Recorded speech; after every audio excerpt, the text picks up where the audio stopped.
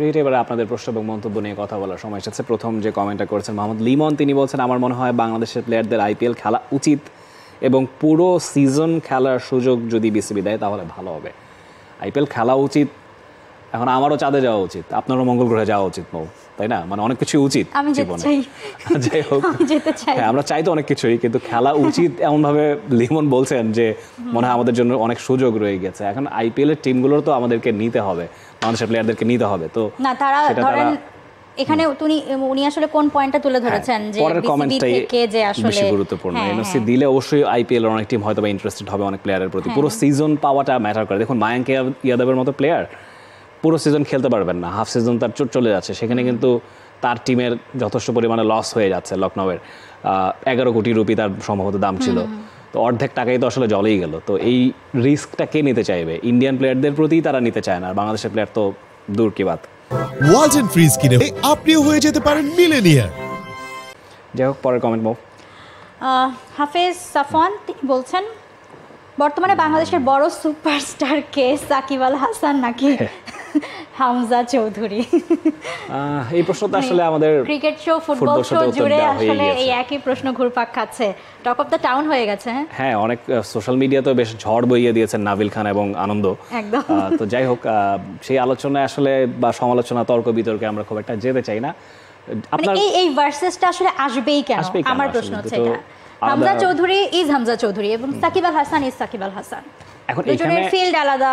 যদি চেনা জানার কথা বলি, বাংলাদেশে সাকিব আল হাসানকে মানুষজন এখনো বেশি চেনে। হামজা চৌধুরী তো এখনো খেলেননি বাংলাদেশের হয়ে। যদি খেলেন তার জনপ্রিয়তা হু হু করে বাড়বে, এই ব্যাপারে ডাউট নেই। এবং ইউরোপে গিয়ে যদি আপনি জিজ্ঞেস করেন ক্রিকেট প্লেইং নেশন বাদে, হয়তো বা হামজা চৌধুরীকে বেশিরভাগ মানুষ চিনবে। আপনি ফ্রান্সে গিয়ে, স্পেনে গিয়ে জিজ্ঞেস করলে যারা লেস্টার খেলা দেখে কিংবা ইপিএল যারা একটু ফলো করে, হ্যাঁ হামজা চৌধুরীকেই তারা চিনবে, সাকিব আল হাসানকে চেনার কারণ নেই।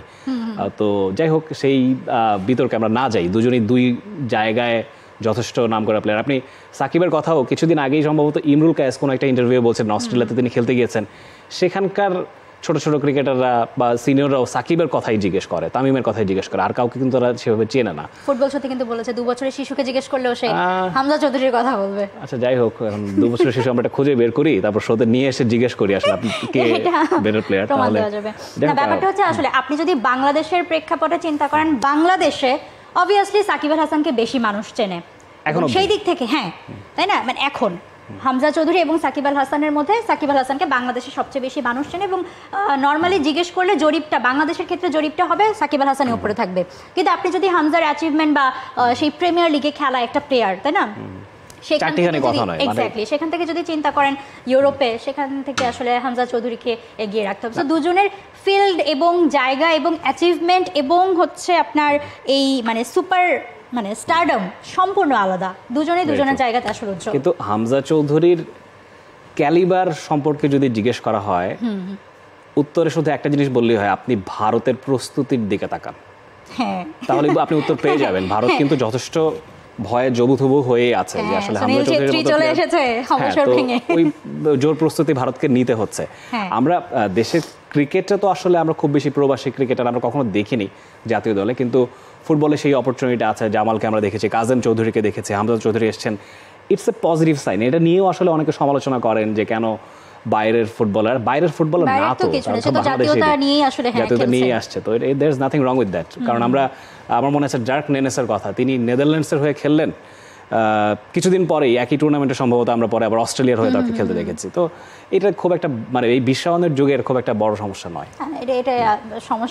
হাফেজ সাফওয়ান যে প্রশ্নটা করেছেন, আপনার যাকে ভালো লাগে তিনি সবচেয়ে বড় সুপারস্টার, আসলে এটা পার্সোনাল প্রেফারেন্স, আর কিছু বলার নেই।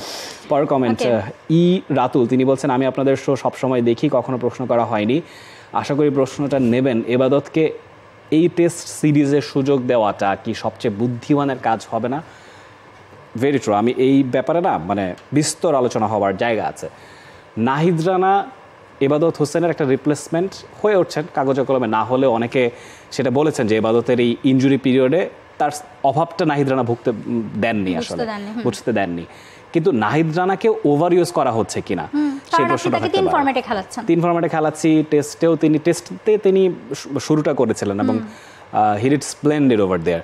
কিন্তু তার মানে কি এই যে তাকে আমরা সব ম্যাচে খেলাবো?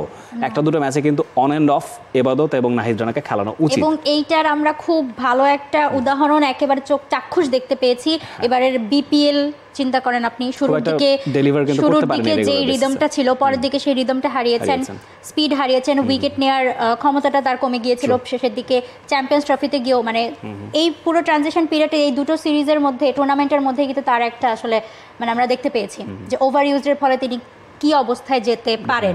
এবং সেখানে যদি এবাদত ফিট থাকেন তাহলে অবশ্যই এবাদতির আমার মনে হয় ব্যাক করানো উচিত। এবং নাহিদ রানাকে 3 ফরম্যাটে ইউজ করানোর আসলে 3 ফরম্যাটে করানো যেতে পারে, কিন্তু সিরিজ বাই সিরিজ বুঝে আপনার জিম্বাবুয়ের মতো সিরিজে আপনার দুটো ম্যাচেই পূর্ণ শক্তির দল খেলাতে হবে এমন কোনো কথা নেই। আমি তো মনে করি একেবারে স্কোয়াডে মানে রেগুলার স্কোয়াডের বাইরের প্লেয়ারও খেলানো যেতে পারে, মুশফিক হাসানকে খেলানো যেতে পারে, এক্সপেরিমেন্ট করা। হ্যাঁ, আপনি মানে অনেক এক্সপেরিমেন্টারি সুযোগ সেখানে আছে। তো আসলে এই দুজন প্লেয়ারকে দুটো ম্যাচেই খেলাতে হবে, বা খালেদকেও খেলাতে হবে, তাসকিনকেও খেলাতে হবে, এত তো সুযোগও নেই, 11 জনই খেলে। তো এই আমাদের যেহেতু এখন পেস ইউনিটটা যথেষ্ট সমৃদ্ধ, সারা দুনিয়ার one of the best pace units এখন বাংলাদেশে আসলে আছে। তো সেটা নার্চার করা, একটু ছেড়ে ছেড়ে খেলা। আপনি জাসপ্রীত বুমরার কথাই সম্ভবত কে বলছিলেন, নিউজিল্যান্ডের কিংবদন্তি বোলার, নাম ভুলে গেলাম কেন, শেন বন্ড, তিনি বলছিলেন যে তাকেও সব ম্যাচে না খেলানোর জন্য, ছেড়ে ছেড়ে খেলানোর জন্য, টানা 2 টেস্ট ম্যাচ না খেলানোর জন্য। বুমরার মতো এত ফিট বোলার, যিনি অস্ট্রেলিয়া সিরিজেও কিন্তু সবগুলো টেস্ট খেলেছেন, তারপরেও তাকেও এইভাবে যদি রয়ে সয়ে খেলার কথা ভাবা যেতে পারে। যত ফিট তত রিস্ক, যত ফিট তত রিস্ক। খুব ভালো কথা বলেছেন। পরের কমেন্ট। ওকে, আবু হুরাইরা তিনি বলছেন, তাসকিন এবং মুস্তাফিজ এদের আইপিএল খেলার সম্ভাবনা কতটুকু, এবং লিটন, নাহিদ রানা জিম্বাবুয়ে সিরিজ না খেলে পিএসএল খেলে দেশের জন্য কতটা পজিটিভ হবে? আদৌ কি বিসিবি এনওসি দিবে কি না? হ্যাঁ, সেই প্রশ্নটাই মানে চলে আসে যে বিসিবি এনওসি দেবে কিনা। এখন বিসিবির তো অব্লিগেশন আছে, আপনি সিরিজ থাকলে, ইন্টারন্যাশনাল সিরিজ থাকলে কি করে আপনি এনওসি দিবেন? এই যে 4 জন বাইরের দেশে দেখেন, নিউজিল্যান্ড বা অস্ট্রেলিয়া, ইংল্যান্ড, অনেক দেশে আমরা দেখি না যে তারা কিন্তু মানে জাতীয় দলের ডিউটি ছেড়েও আইপিএল কে গুরুত্ব দিয়ে থাকে। আমরা লাস্ট 2-1 বছর অনেক দেখেছি। ইনফ্যাক্ট নিউজিল্যান্ড এই পরের কোন একটা সিরিজে মনে হয় তারা আসলে আইপিএল কে বেশি প্রেফার করতে যাচ্ছে, পিএসএল কে প্রেফার করতে যাচ্ছে। এটা এইবার আরেকটা সমস্যা হয়েছে কি, আইপিএল এবং পিএসএল ও সাংঘর্ষিক একটা সূচিতে পড়ে গিয়েছে। তো পিএসএল এ কিন্তু অনেক স্টার প্লেয়ার খেলতো যারা আসলে আইপিএল কে এই মুহূর্তে চুজ করবে। চ্যাম্পিয়ন্স ট্রফির জন্য পাকিস্তানের এই রদবদল, পিএসএল এ ভ্যাকেন্সিটা আমার মনে হয় বেশি হবে। সেক্ষেত্রে বাংলাদেশের প্লেয়ারদের পিএসএল এ খেলার সম্ভাবনা, যে দুজনের কথা তিনি বললেন, তাসকিন এবং মুস্তাফিজের কথা বলেছেন, লিটন, নাহিদ রানার কথা বলেছেন, জিম্বাবুয়ে সিরিজ না খেলে হতেই পারে। এটা আসলে it's up to BCB, it's up to the players as well, তারা কোথায় চুজ করবেন। অনেক সময় প্লেয়াররা ন্যাশনাল ডিউটিটাকেও চুজ করেন, তো সেটাও ঘটতে পারে। এখন আসলে এটাতে আমরা কিছু বলার এখতিয়ার রাখি না, তবে ফ্র্যাঞ্চাইজি ক্রিকেট খেললে সেটা বাংলাদেশের জন্য বাট এটা এখন মানে একটু একটু করে সমাধানে আসা উচিত, কারণ অনেক বছর হয়েছে বাংলাদেশের প্লেয়াররা মানে ডাক পেয়েও যেতে পারেনি। অনেকবার হয়েছে, 1-2 বার তো না, অনেকবার হয়েছে, তাই না? সো এটা আসলে মানে একজন প্লেয়ারের জন্য এবং সবার জন্য আসলে একটু খারাপ।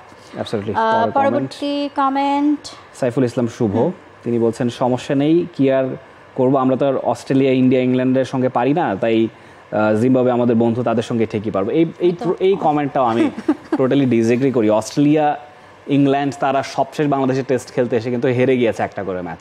ইন্ডিয়ার সঙ্গে আমরা হয়তো বা জিততে পারিনি, কিন্তু তারপরেও ইন্ডিয়ার সঙ্গেও টেস্ট হলে কে জানে কি হতে পারে। ইন্ডিয়াকে হারানো খুবই difficult, but Australia, England, south Africa, New Zealand এদের সঙ্গে আমরা পারি না, এই ব্যাপারটা আমি মানি না। নিউজিল্যান্ডকে আমরা ঘরের মাঠে হারিয়েছি।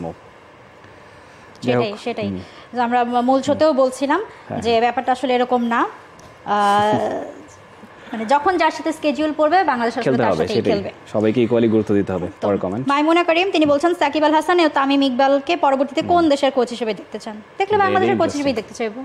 Very interesting. আমি একজনকে ইন্ডিয়া, একজনকে পাকিস্তানের কোচ হিসেবে দেখতে চাই। জমবে তাহলে ইন্ডিয়া পাকিস্তান খেলা হলে Shakib Al Hasan India, Tamim Iqbal Pakistan.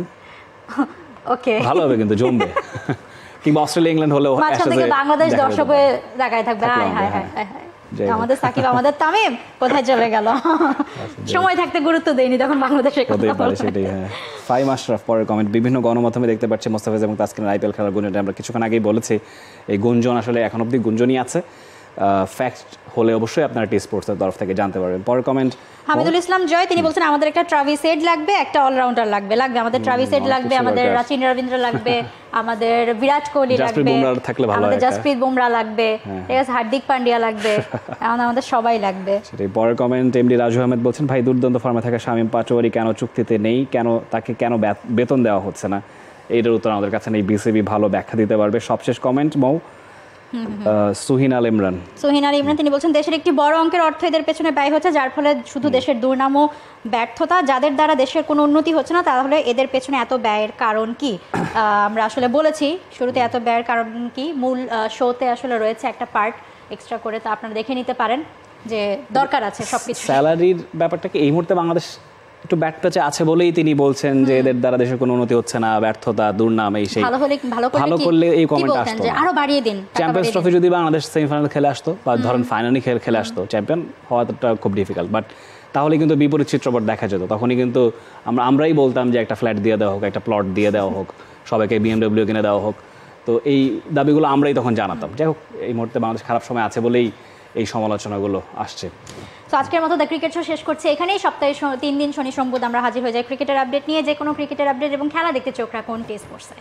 For more updates, subscribe to our YouTube channel and click on the bell icon. Follow us on Facebook and Instagram. Download T Sports app to enjoy exciting games and highlights. Visit tsports.com.